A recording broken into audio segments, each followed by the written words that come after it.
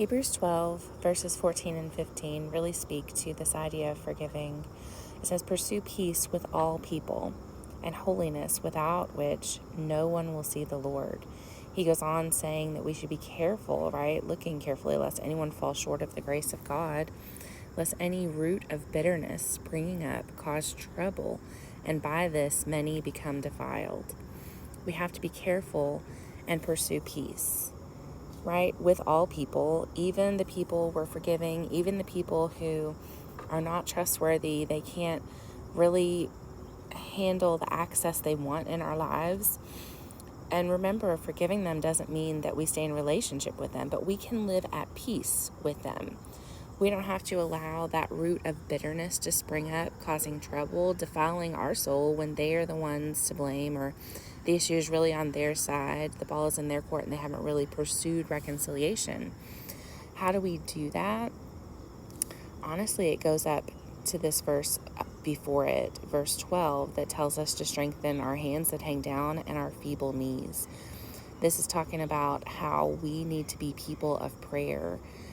In this culture, a feeble knee was one that was not accustomed to being knelt down in prayer. We have to make straight paths for our feet. We have to be in a position of prayer continually, praying that we can forgive, praying for this other person, praying that the Holy Spirit will enable us to live at peace, that He'll reveal to us what is at the root that's causing the bitterness. It's easy to think that it has to do with one thing, and when the Holy Spirit begins to reveal it to you, you see, oh, actually, it touches on this other area in my heart. It affects this piece from my past. It kind of triggered something else. And allowing the Holy Spirit to dig deeply to uproot that bitterness. I don't know, it's kind of like when you're gardening and you pull a weed and you realize it didn't come all the way out of the root. It's going to grow back twice as strong, and you have to dig down the next time to make sure you get every little tendril of that weed, every bit of that root, to make sure it does not grow back.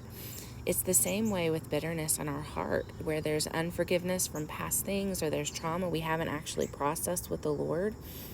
If we don't dig deeply to get every piece of it healed, filled in after we've pulled it out, filled in with the things of God, then when something else comes along and triggers it, it will spring up and cause trouble for our soul.